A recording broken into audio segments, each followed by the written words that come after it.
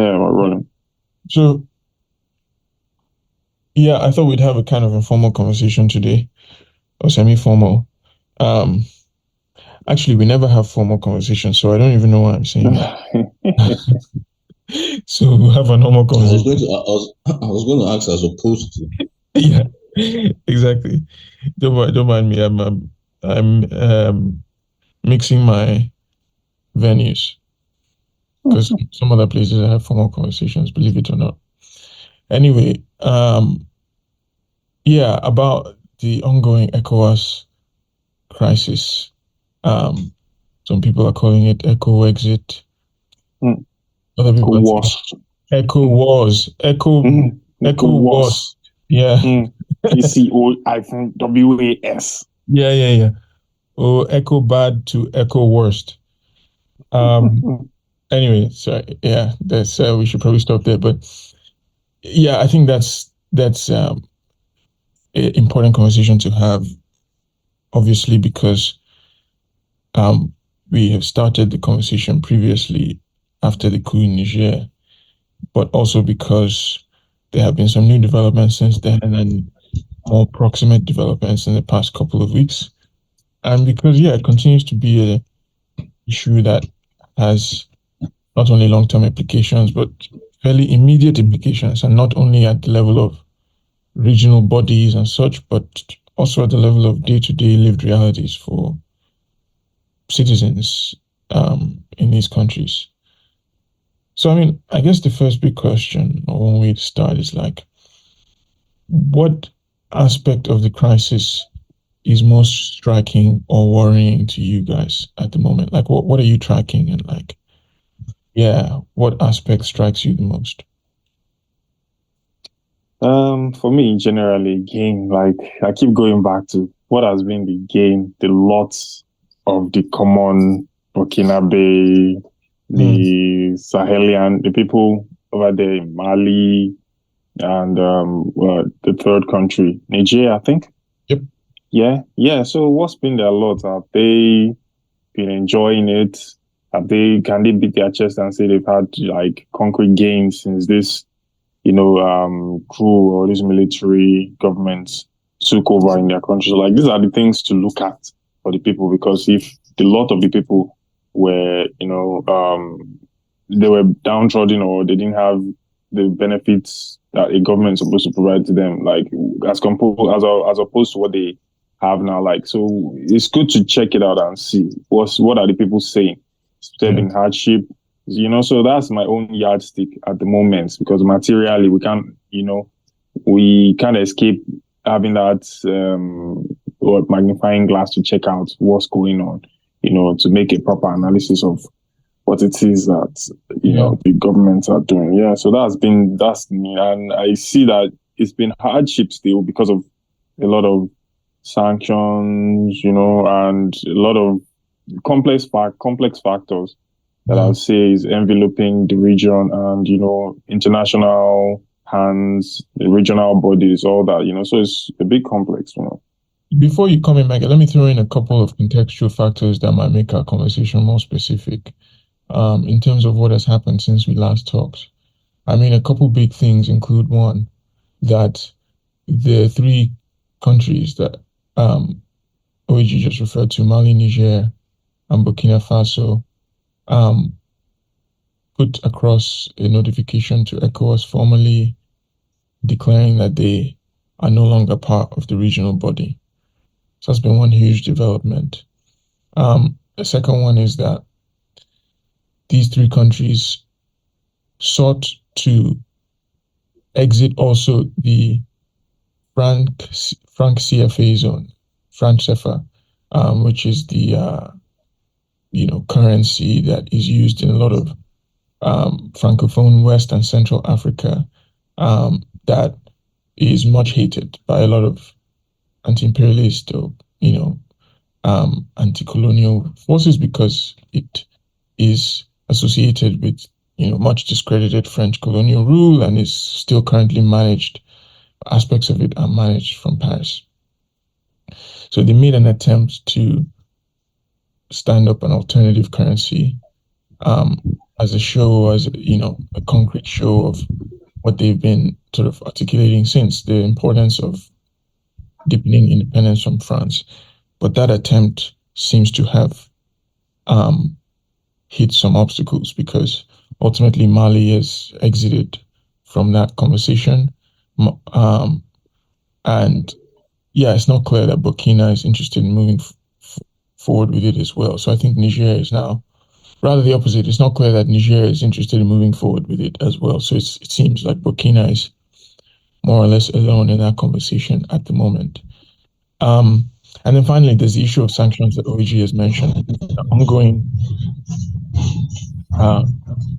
reality since our last conversation that Ecowas maintains sanctions against Niger, particularly, also the others who have been suspended, who were suspended before they formally exited from Ecowas.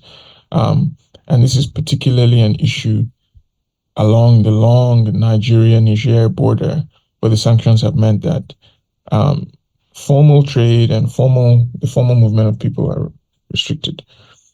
So these are the big factors, I think, that are worth mentioning in terms of context. And OG, you can come back in also to respond to these issues, particularly in reflecting on what are the big things that stand out to you. But maybe we should give Emeka a chance first as well. Yeah, I think something to add to some of the points that you've noted is also that yes, so it's not even just a question of restrictions to formal trade. I think that there's also been restrictions to legitimate informal trade, both trades, whether formal or informal, as a result of the sanctions have been driven on the ground. I'd leave it to the imagination of the listeners to think about what that might mean, the severity of that for the citizens of both sides, especially, with respect to, Nigerians and Nigerians. Yeah, so, but to answer your question, I think that, so that aspect of this impasse is, something that, that I spent some time thinking about. And there's no way to think about it and not the conclusion that Ecowas, in pursuing the lines of sanctions, quite apart from the threats for military invasion, has, landed, massive blow on the Nigerian economy.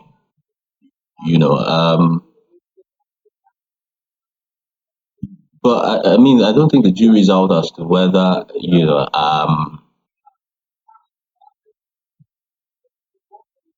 majority of the countries, that comprise of this, West African economic bloc are as stringent as, the Nigerians or the Nigerian states in pursuing, some of these sanctions. We know, for instance, that Niger has been in some kind of talks with Togo, who is acting as some kind of mediator in this conflict.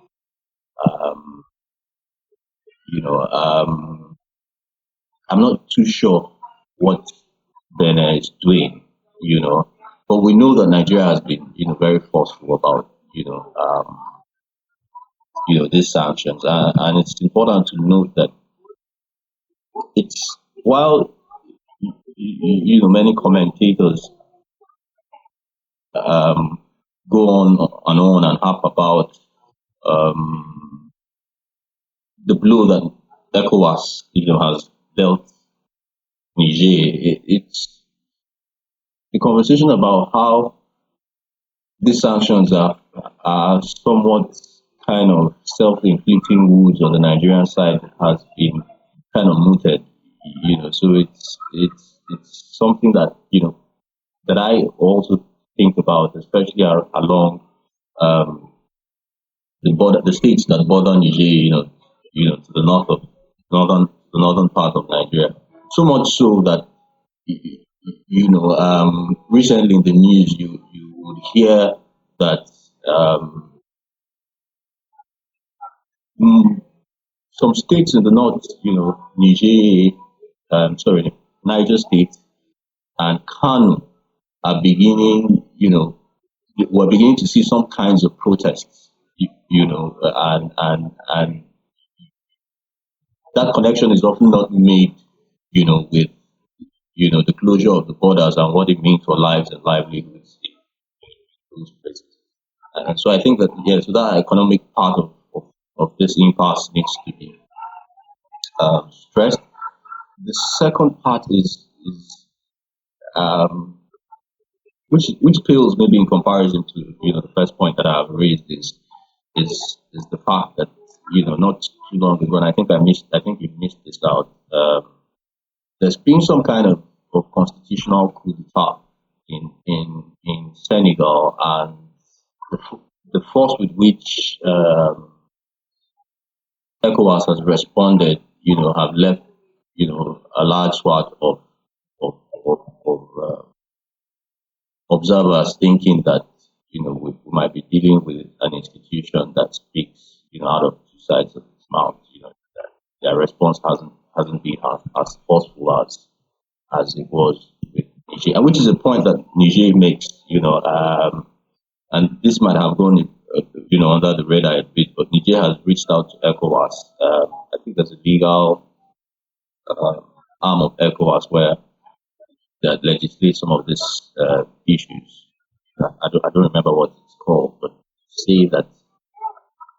Oh, okay, yeah, and then to say that the sanctions being meted out to it, when compared with other African countries, I mean that, and that would be speaking about Burkina Faso and Mali, who also have, and I think there's one more country who also have. Who have also had coups, when you weigh both, Guinea, thanks. You know, theirs have been, more. So there's some kind of allegations of heavy-handedness, So I'd leave it there for now, but I think that those two things are things that, um, there's also the currency bit, but I mean, you touched on that, and but I mean, for me, those two that I have raised. So Yeah, in both of your responses, I'm hearing a mix of things that, like, some of the causes and some of the effects have been equally striking to you folks as this crisis has progressed. I think we should talk a little bit about causes before we come to effects. And thanks for bringing up the Senegal issue. Yeah, that was the fourth one I wanted to raise in the context. The Senegal issue does go to the broader point I was going to make, which is that it seems like ECOWAS is in a sort of generalized crisis at the moment from multiple directions, right? In terms of legitimacy, in terms of meaning, like what is ECOWAS actually supposed to be about, and function, etc. So could we talk maybe a bit about, as I say, the causes, or maybe we could call it the origins of the crisis from your perspective? Like, why is ECOWAS suddenly falling apart, it seems? And then let's come back to the question of effects, in terms of the economic blowback or impact of trade restrictions, etc. So, AG, I want to come to you here in respect to this question of causes. Like, why do you feel that at this moment in time, ECOWAS appears to be under siege on so many fronts. What led us here? I will feel that it's because ECOWAS really has not had, well, anyway, it has a function. And I mentioned in one of our earlier episodes that it has proven to just hurt West African countries to be better exporters of raw material, not so much about full economic integration, working together, partnerships, all that. It's not a body that actively pursues that or mirrors some sort of infrastructural development towards that. So it's just been a body that oversees, almost ruling class interests and European interests, and kind of applies pressure on non-compliant governments on the continent or on that part of the continent. So now that there are fundamental diversions or variations of pathways that countries want to follow, those are the cool countries or might want to follow, or how their government system or brought them there, then the cracks in the ECOWAS architecture begins to become more apparent, and people can see that, one, it really isn't coherent as it might seem. Two, the body itself is almost, powerless to make a resounding arrangement of the West African sub-region, and it has like a lackluster performance, or has had a lackluster performance in bringing about, permanent and structural economic change to the lives of people in this region. So when you have countries willing to damn the consequences of being part of ECOWAS, you see that maybe they are not losing anything they've not lost before. So, and that inability of the ECOWAS giant or big brother to see that, and other ECOWAS states that, look, we need to fix up. It's like having a rebellious sibling that is not dependent on you economically. They will do what they want to do, or they've seen the prospect of charting a new course. So they will do what they want to do, and that's the things that's making it very apparent that ECOWAS really isn't stepping up to do what it's supposed to do, and they are willing to damn the consequences and develop themselves or whatever, or do anything they want to do. So if ECOWAS had been much more a resource that they feel that they will gain much more being with, they wouldn't have given the middle finger to it as such. So I feel like ECOWAS still has much to do, and living up to its function, its historical function, on that part of the continent. So that crack in the ECOWAS structure is becoming more apparent, because over the years we've not seen too much of a tug or pressure on it. Yeah. I've got a couple of questions there. One is that I guess the big one is why now? Because if you're saying that ECOWAS has had this kind of deficit in its capacity to deliver what citizens desire, and its capacity to actually somehow become greater than the sum of its parts, or at least improve on what those member states are already doing. If that deficit has existed for a while, then why is it now, or what are there particular factors in this moment of severe crisis? To what extent is ECOWAS getting worse at those issues, or was ECOWAS getting worse prior to this immediate crisis at delivering in the way that you're describing? Because it's true that the organization certainly did not meet the aspirations of West African people in terms of integration or trade, but it did serve some functions. Like, for instance, the free movement of people, which is like was at a certain point beneficial for at least people in the borders. They could exchange to some extent culturally and in trade terms. which, from a kind of anti-imperial African perspective, makes a lot of sense because those people actually had a lot more in common, and were often part of the same pre-colonial states before the colonial period anyway. So, those borders were less meaningful. And so in a sense, ECOWAS was recognizing that in free movement of people protocol. So, I mean, there was at least that. And then secondly, you could say that, yeah, trade was increasing, even if it wasn't at the level that would actually have improved these economies structurally. And then thirdly, there's the issue of security. Jihadist groups or separatist militias or whatever the case might be, and the case varies across these regions, are able to move across borders fairly freely, at least providing a little more of a basis for coordination between the states in responding to these attacks or these threats. I think the biggest example of that was what they call the multinational joint task force, which did score some successes in the past 10 years or so against insurgent groups in cross-border regions. So, it wasn't performing optimally. I think no one would deny that, but it was serving some functions or has been serving some functions. So why is it that all of a sudden it no longer appears fit for purpose? Like, do you think that the reasons for these are primarily internal to these states, or does it have more to do with like geopolitics, Russia, France, those kinds of, the US, those kinds of arenas of politics? So, I mean, I know it's a big question. Yeah, but I think it's a mix of those things, because you can be part of stuff, working, doing things, but you're still not materially transforming your life. Because, yeah, you can facilitate movement of cheap labor from one place to the other. It's not transforming the worker's life. There's Ecowas, that is that big body that is allowing more cheap labor to enter from Mali to Burkina to this, So neo-colonial institutions have already been sunk in place.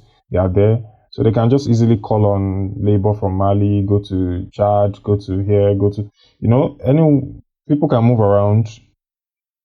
Yeah, come work in Nigeria, clear the farms of northern elites there, make some money, that type of thing, do herding, grazing, all that. So it might have facilitated movement and trade. Of course, not to say that people won't gain some sort of sustenance and livelihood, but it's not transformational.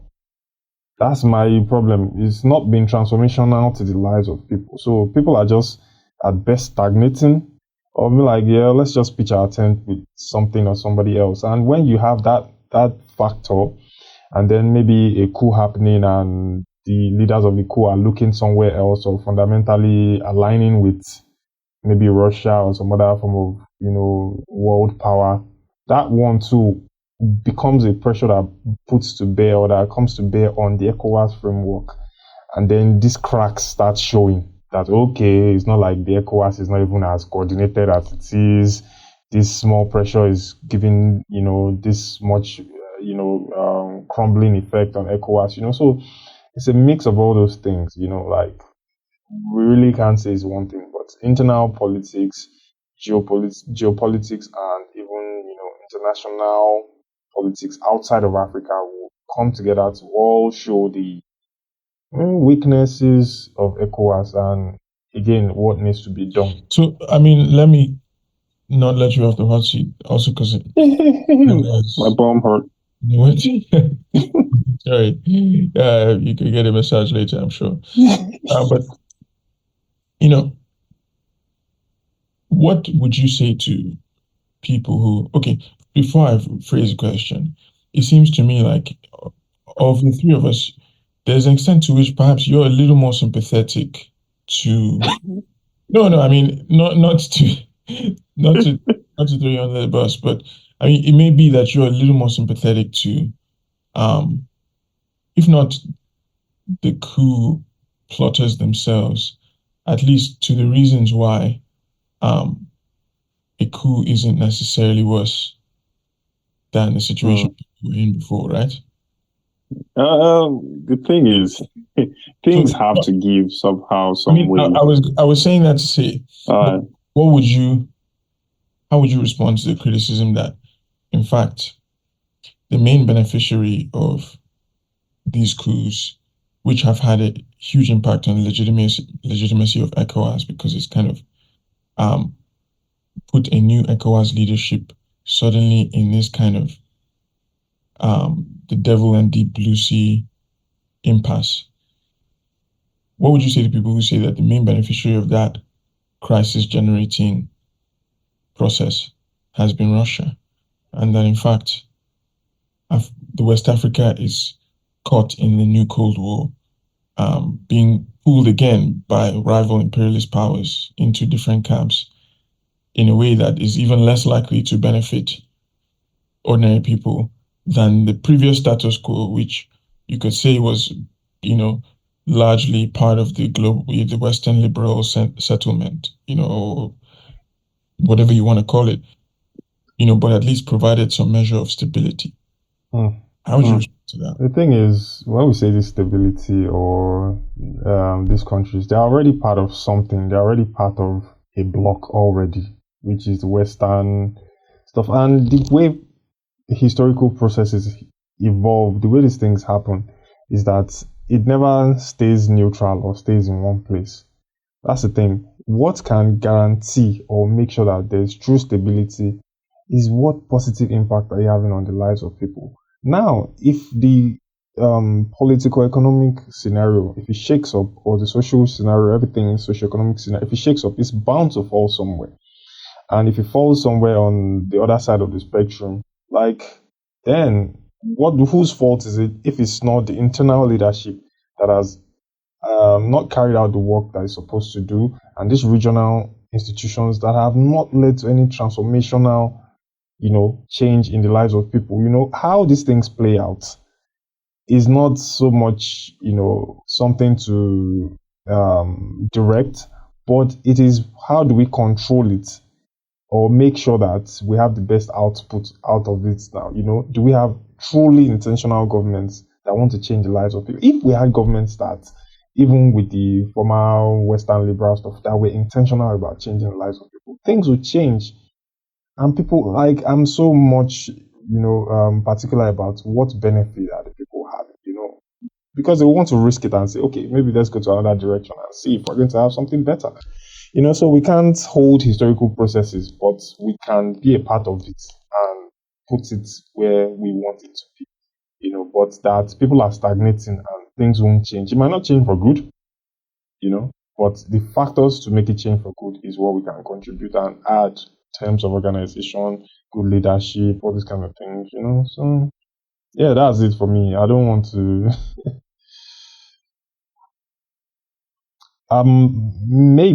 Maybe again, it's you need to have allies. You need to have people that you work with. The world is not isolated anymore, and we are going to be somewhere. Like it or hate it or love it, we're going to have to work with Russia. We're going to have to work with China. We're going to have to work with other countries. You can work with other countries, and they start pointing their fingers and saying, "Oh yeah, someone's too." No, but what do you do with that alliance? Are you going to throw your people under the bus, or gain material, make material technological wins for your people and put your people towards the path of stability and prosperity? That's it for me, really. So it still comes back to the benefits. Yeah, we'll see. That's why I keep asking. That's what my first question was. What material gains? I think the sanctions have put a huge blow on the people. I feel it has. Yeah. Yeah. Right. Yeah. Okay. So, Mega, how about you? I think, OAG seems to be sort of suggesting that the internal factors within ECOWAS, as in ECOWAS's inability to make transformational contributions to the everyday lives of people for such an extended period of time since it was born, really, in the 70s,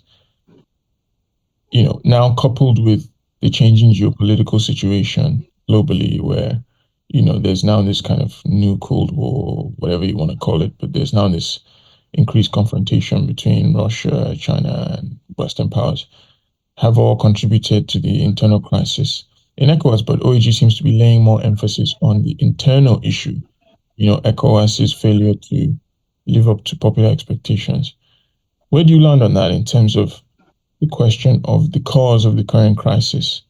Do you think it's mainly a reflection of the new Cold War, quote unquote, or do you think it's that ECOWAS has always been useless, or so to speak, or yeah, do you feel like the answer lies elsewhere? That's a loaded one. And to be honest, I don't even know. Yeah, I don't even know where to start. But you see, I think that I'd start off by saying that when people allude to the new Cold War, then I think that there's this sense of irony rather that we miss, because the whole idea of ECOWAS, regional economic bloc, it's not even just ECOWAS. Yeah, we talk about Eastern Africa,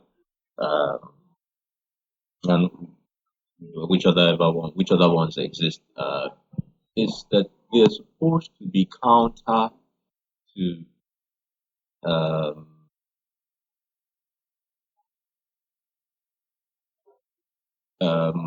world economic powers, and this is also true for the European Union.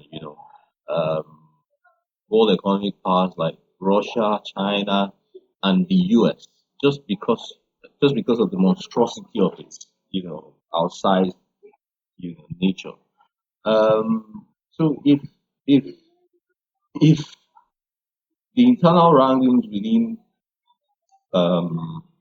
member states, and I'll be careful to say member states, if we're going to lay the blame with the emergence or of some sort of second Cold War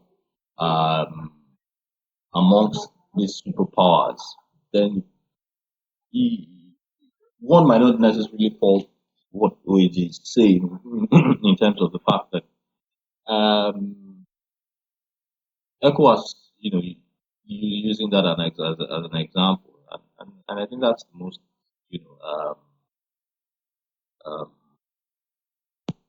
instructive example, that there is, the ECOWAS itself, I guess, the irony there is that ECOWAS hasn't lived up to its bill, but that's not news.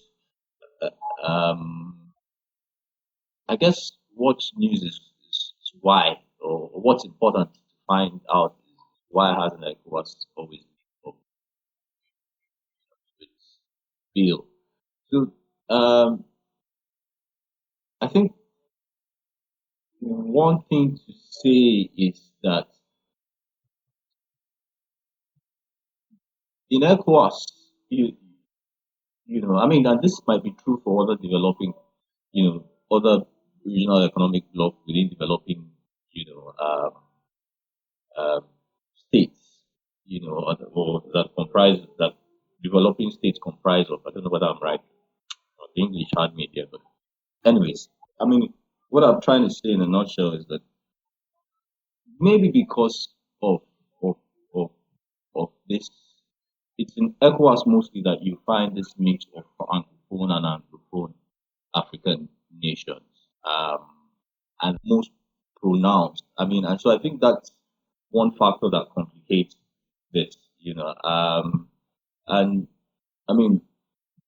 to home in on that point, there's also the case that it's also perhaps within the West African bloc that you find that you have one country, in this case Nigeria, which forms about, in terms of its economic might, accounts for about 65% of GDP, of GDP of all the member states, and accounts for about 50% of the total population. But what complicates these things more is the fact that Nigeria is a big superpower in terms of oil producing nations. So the and what I'm trying to speak here to is the reason why ECOWAS hasn't kind of pulled its weight. In fact, the the the, the idea behind it in the first place hasn't even come to fruition, and this is largely because these are some of the factors that are at play when you speak about the irony of saying that um, it's because of this new cold war. I don't know. I'm a bit. I don't know if I've pushed this point. I don't want to stay on it too long, but I think that in a nutshell, it's important to try and find out or delve into the reasons why ECOWAS, has for the most part, since 1975, 77, been a shadow of itself when you compare to other economic regional blocs. And so there's the economic question to it, and also the fact that because of the economic question, it hasn't managed to sort out the political side of it. Yeah, I mean, it sounds like you folks largely agree then that it's kind of the issue has been ECOWAS's failure, and I mean, the timing might have something to do with geopolitics, but some kind of reckoning was maybe inevitable, right? I mean, am I reading you correctly? That it was only a matter of Yeah, time. to a large extent. To a large extent, yes. Right. So then why has the reckoning taken the particular shape it has, which is the suspension of constitutions, either by people in suits or people, like in Senegal with Macky Sall, or these guys with army uniforms and guns? Like, is democracy or liberal democracy as it was being practiced, elections, largely two parties, maybe a third one, some kind of alternance in some cases where you have opposition winning, in other cases opposition struggled but was still gaining some substantial percentage in the vote. I mean, that system as it was being practiced and still is, of course, in places like Nigeria, Ghana, some of the other examples.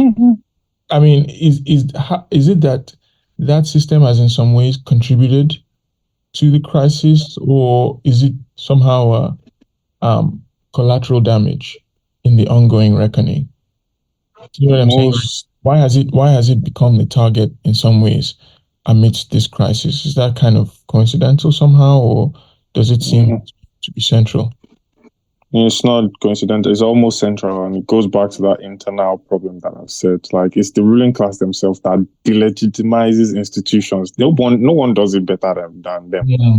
They are the ones that use force, don't obey constitutions. This is not. I'm sure if you look in the history of all these countries, you have a plethora or like unending examples of when the ruling class has disobeyed constitutions, does stuff that they're not supposed to do. So you see the people actually seeing that all these things is just constitution by name. It's just democracy by name. It doesn't have any material gain. It doesn't have anything bearing on our lives. It's what you guys want to do that you do. So already it has eroded legitimacy of those institutions for decades.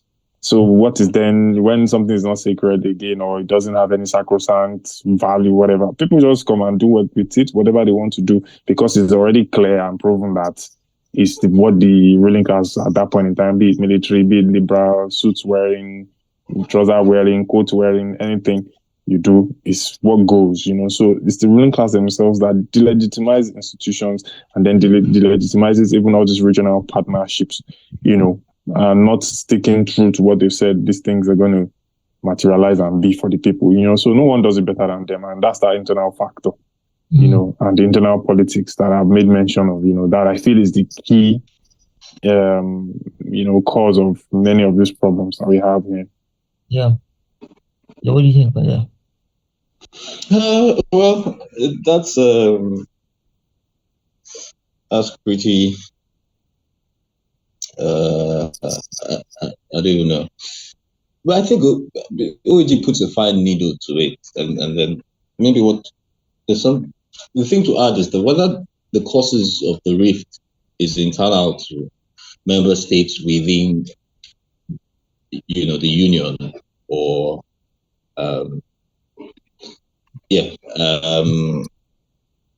or external to it, and to use the examples that you offer. So one instance in which it's probably internal to it, is the Senegalese case with Right. Macky Sall, and it really speaks to the interest of the ruling elite. The flip side of that is Niger, which, for all intents and purposes, the immediate cause, at least the way, in the manner with which in which call it propaganda if you wish, if you want, is being pushed, is that that cause is more external. I mean, it's the way in which the military junta has tried to legitimize itself, and have largely succeeded in doing, because it's not clear that even with the economic sanctions that have been heaped on it, there's no real proof to say that that has in how many months, so maybe 6, 7, 8 months, no, about 6 months, yeah, has swayed public opinion, such that the popularity of these pushes has begun to wane. So France is the whipping boy in that instance. But however you look at it,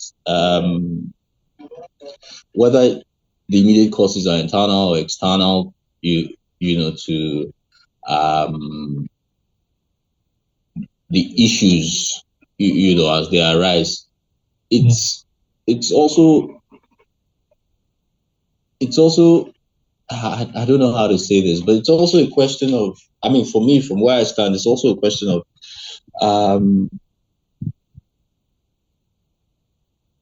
what are the foundational issues with Ecowas, itself, right? And I ask this because I know that part of what, the Ecowas, in terms of economic unions, was pretty much the last on the continent to be formed. And part of why it was a problem was because even in the 60s or in the 70s, when these issues about, or this conversations, or the 60s, when these issues about economic unions were being broached, you would find French-speaking African countries that had formed unions that predate OAU. Yeah. All right. And they had found a way to fashion this union.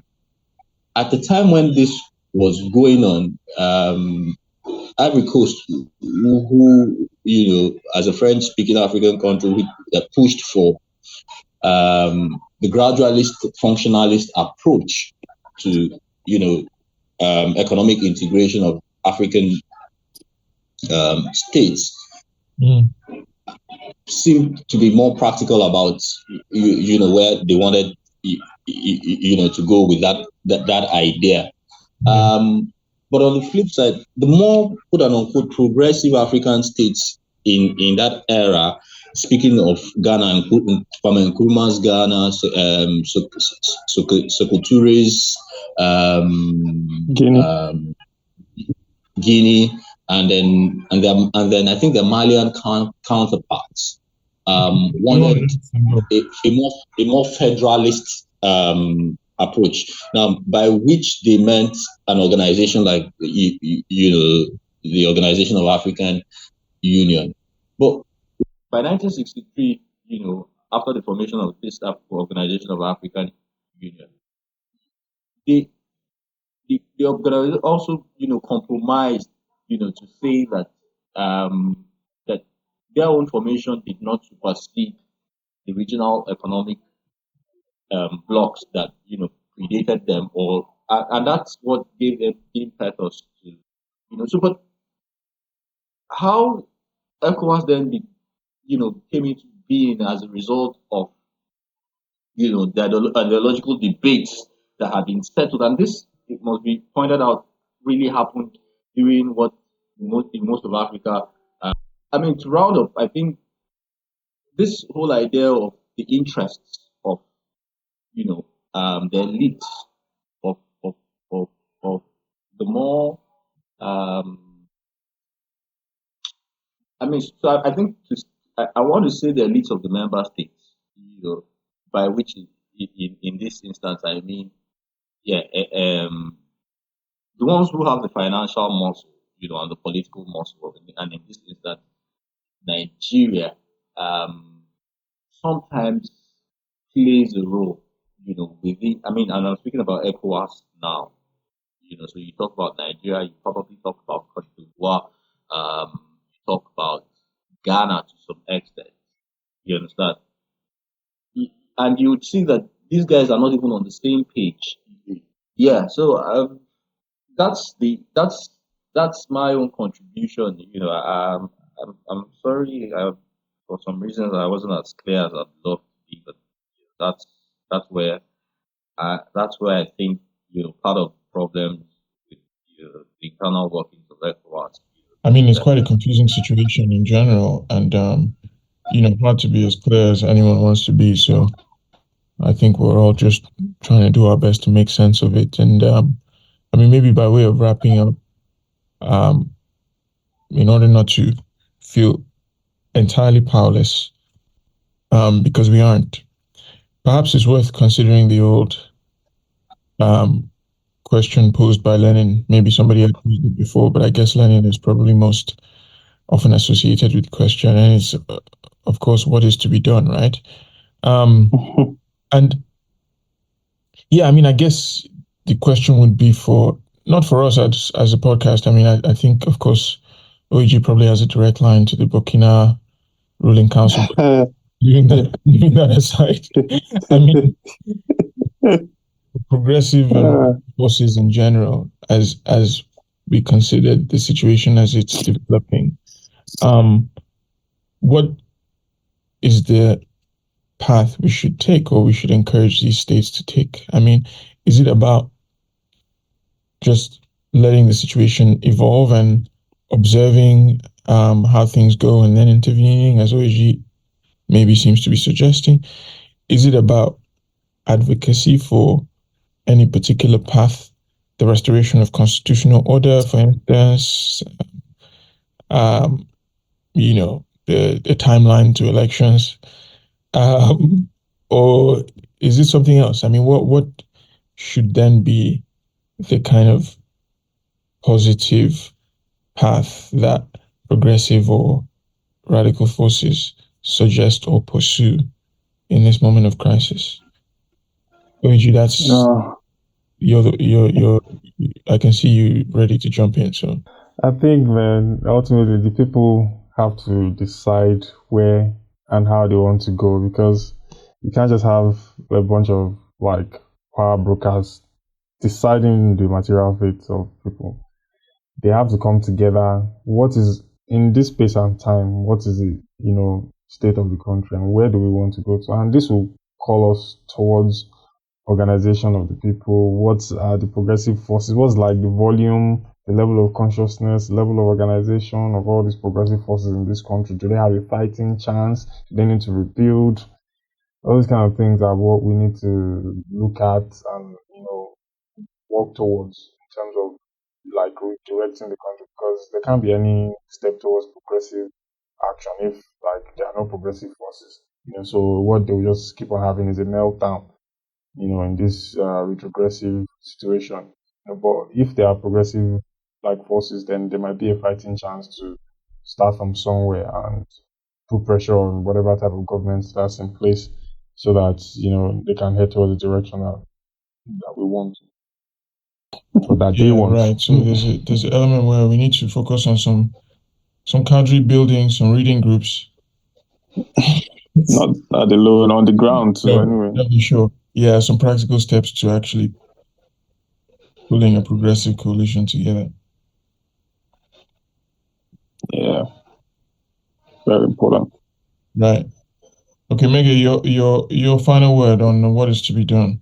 No, I don't know that I know what is to be done, in the manner in which learning popped the question. What I do know is that at the heart of what ECOWAS can do as a regional economic and even political bloc is the fact that member states, and the elites within these member states need there's a need for their interests to dovetail with the actualities, that would make that I mean, the idea behind a regional economic bloc, as some of us have expressed, isn't a bad one, but what it takes for it to come to fruition, at the heart of it would mean the chipping away of some kind of sovereignty of the member states. And that chipping away of the sovereignty is meant to instill accountability. All right. And this is where the interests of the elite within member states, conflict with the dream of building regional power blocks, that can then stem, the tide of world superpowers when they decide to go on all their different kinds of Cold War. Not to go back, and talk about the history of economic integrations of the world, which basically started as a result of, the First World War, Second World War, and whatnot. It would seem to me that some of these things have to do with the deepening of democracy, and I'm not saying this, with the definition of the democracies that has been handed, down to us by the West, but that sense of accountability with elections and all of that, it's probably poignant that what's triggered the Senegalese situation now is Macky Sall's cancellation of an election and indefinite, if you like, postponement of that. But on the flip side to that, sorry. No, he says till December, but I know you don't trust him. I understand. None of the way. But on the flip side of that is that the instances where elections are even harder, that parties in power decide that they want to steal, maim, and take it, by all costs. So you then find that opposition parties just exist for the sake of it, just to keep up appearances, and that there's no such things as oppositions. As an opposition party, and one country that comes to mind when I think about this is Rwanda, where a sitting president who rewrites the constitution. So these are countries that are sitting on kegs of gunpowder, and it might seem on the surface that nothing is boiling underneath it, but these are the things that make this, especially within West Africa, where you have countries that were colonized by different colonial powers and have different allegiances and interests, competing allegiances to different power blocks and interest groups. It's almost been very difficult. So at the heart of what must be done is that we must have, and I think that this is where the citizenry comes into play. We must ensure that we have governments that can be accountable to the people in ways that ensure that that they are willing to relinquish a bit of the sovereignty of the nation, their own nation states, for the greater good of of of regional block.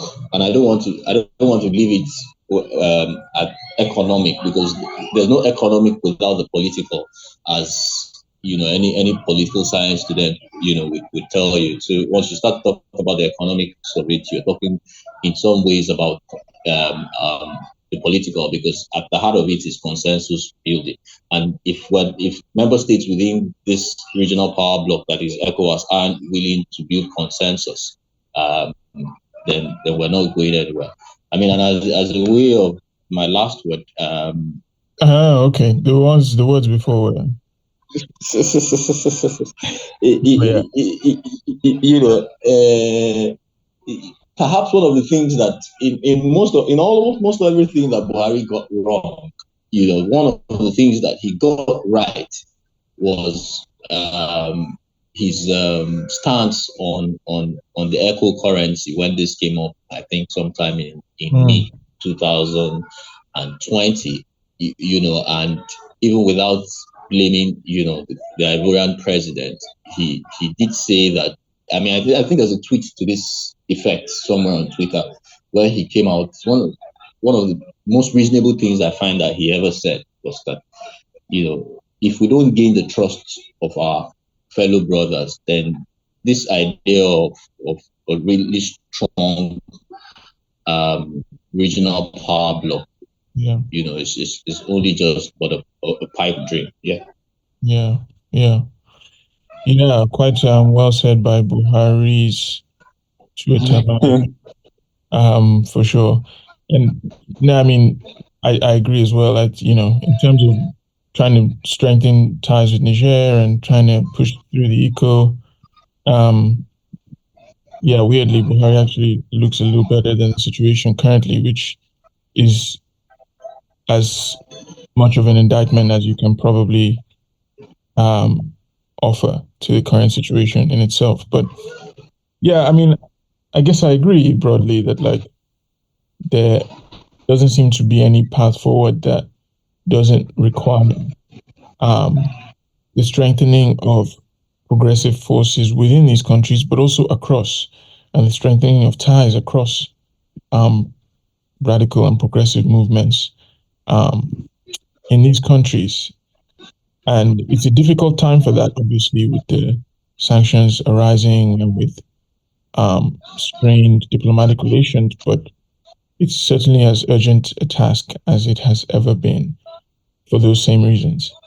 And then, I mean, as discredited as elections and democracy seem to be, I think we are one region in the world where the military alternative has been tried time and time again, and it seems to deliver even less benefits, generally speaking, than even the sort of highly discredited, let's call it bourgeois liberal democratic approach. So it does mean that, to me, the question of a return to constitutional rule in Senegal and in the Sahel group states should not be waved off.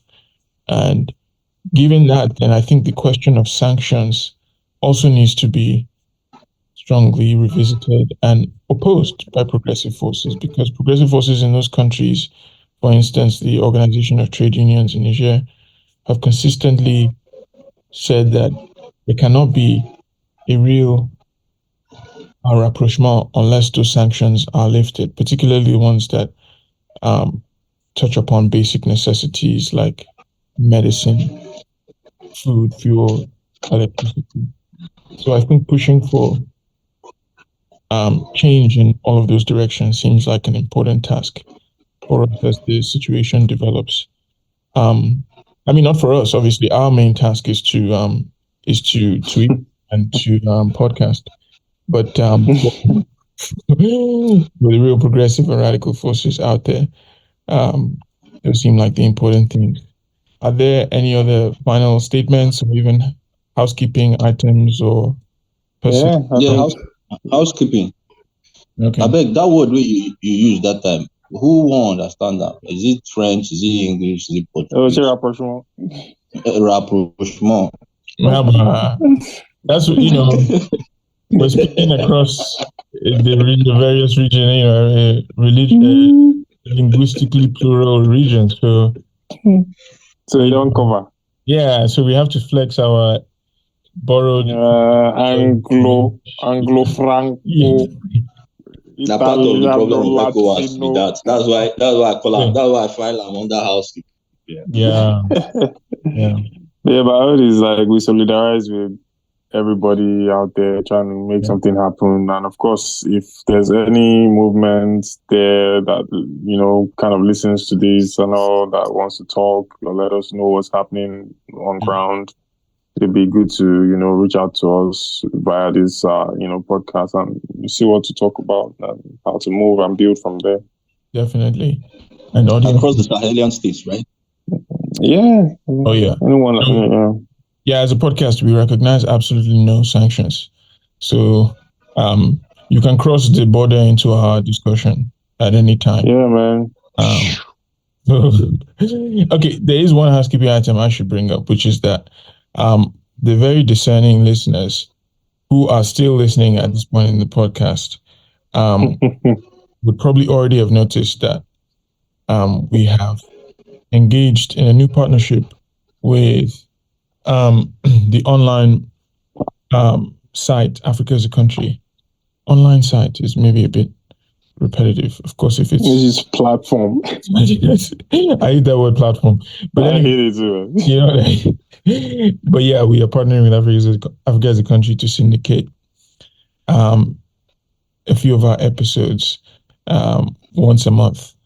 So if you see us being shouted out, or if you see episodes of ours showing up on the Africa as a Country website, don't freak out. They've not stolen the episode from us. We've willingly submitted to